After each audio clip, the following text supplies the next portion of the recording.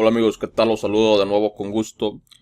Un video prometido del gran Stewart Swerdlow de su experiencia como cobaya dentro del proyecto Montauk. Ustedes conocen a Stewart Swerdlow, es un autor, investigador, sanador y persona espiritualmente despierta debido a que la élite lo reclutó como pues un conejillo de indias de la parte oscura del estado profundo, y a partir de ello pues despertó sus capacidades cognitivas, espirituales, psíquicas, y se ha dedicado a exponer lo que vio dentro de este sistema mundial corporativista, monopólico y satánico. Aquí tenemos este excelente video del gran Stewart Swerdlow hablando sobre sus experiencias dentro del proyecto Montauk, qué se desarrolló a partir del proyecto Montauk, cuál es la agenda detrás de muchas de estas cuestiones ocurriendo con el clima, y también qué es lo que está pasando con los chemtrails, muchas cosas que nos revela desde el interior del ombligo de la bestia. Los dejo con Stewart Swerdlow. Recuerden seguirnos en nuestro blog, kimfritzspringmeyer.blogspot.com, donde estamos subiendo los videos. Recuerden también seguirnos en Patreon. Desde $1 al mes pueden acceder a la plataforma de Patreon. Agradezco como siempre a mis amigos los patrocinadores. Y agradezco el apoyo también en las redes sociales tradicionales, así como en Libri e Instagram. Que pasen un excelente día. Stewart Swerdlow. Well, Montauk Project was from 1970 to 1983.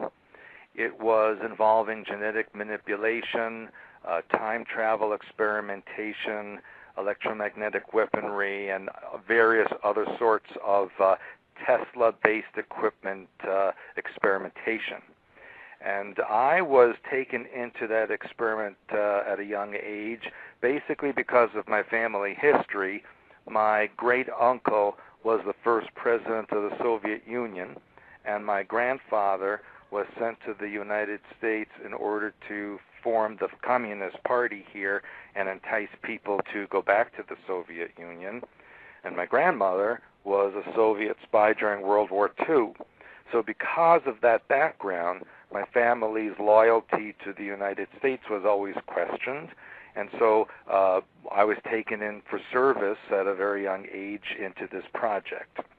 The point that they wanted to make, or the test they were doing with me, was to try to create a person who could see into other realities without the use of a device. And unfortunately, the side effect for me at the time was that I became physically blind. They rewired the way my brain perceived reality so that I could only see energy fields. And so physically I could not see physical reality for about 29 years. And then in December of 1999, I had a surgery to reconnect the way my optic nerves perceive reality. And when they took the bandages off, I actually had another layer of physical sight added on top of the energetic sight that I had for so long. So there were more people involved in these experiments than yourself. Do you still have any contact with any of these people? Well, not really. I mean, over the years, over those 13 years, it's estimated there was as much as 250,000 people used during that time period. And over the years subsequent to the ending in 1983, I have had contact with people like Duncan Cameron and Preston Nichols, etc., Al Bielek, but we've kind of drifted apart as time goes by. Okay. Now, some of these experiments, were they drug-induced? Some were drug-induced, some were electromagnetically induced.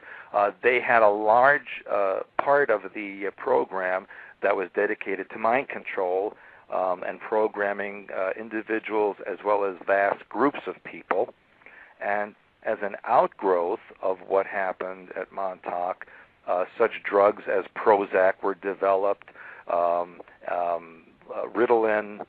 These were all outgrowths of what happened at Montauk, and they were actually able to take the resonant frequency of these drugs and broadcast them from satellites and cell towers, etc., so that you could just have the effects of these medications without taking them.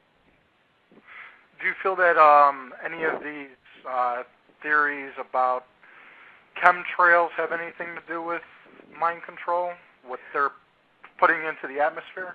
Well, the chemtrails per se are not exactly mind control. It's not a mind control tool. That was basically designed to alter genetics and to change the morphogenetic grid of the Earth.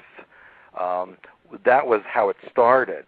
What's going on in the last couple of years is that these chemtrails are being used to create a filament or a kind of a very specialized network of material in the ionosphere to create a net or a web around the Earth that can be used ultimately for controlling grids on the planet for mind control and other purposes. That makes perfect sense. It seems more so not only to change genetics for the most part, but to have this web, like you said, to have this kind of connection with electronic magnet fields. It's a way to produce a connectivity throughout the atmosphere with frequencies. Is that correct? Yes, that's true. And, you know, every thought, every word in every language has been filtered down to a specific frequency so that the government can broadcast the frequency of entire sets of instructions in any language using these frequency resonances aimed at any individual city or country, and the people in those places believe that that's their own thought, and then they act upon them. Now, I've got a guest in the chat room asking about HAARP. How is this connected? Well, it's very connected. HAARP, you know, is that large array in Alaska, but what people don't understand is that there are many other sister projects to it, especially one in northern Norway, and my understanding is that there are 11 others strategically located around the planet that work in tandem with each other and help to create energy fields in the ionosphere.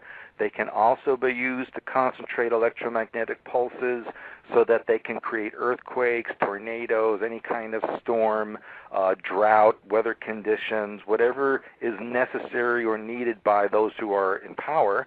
The HAARP project, along with its other projects, can generate these events. So HAARP could actually create the solution of what they want, which could be like a famine, possibly? Oh, absolutely, and that's what they're doing, especially in Africa, where they're trying to eliminate the black race. They're doing this with creating drought, famine, putting disease in of all kinds, creating warfare, whatever methods that they can use to eliminate the people there. Certainly, they're doing this in the United States as well, creating large drought areas. Basically, if they control the food and they can control the prices of utilities, then that puts people in a precarious situation where they need to listen to the government or those in charge in order to get their basic needs met.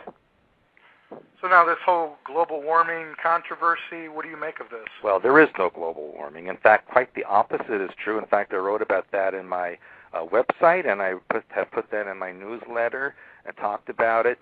The Earth is actually cooling.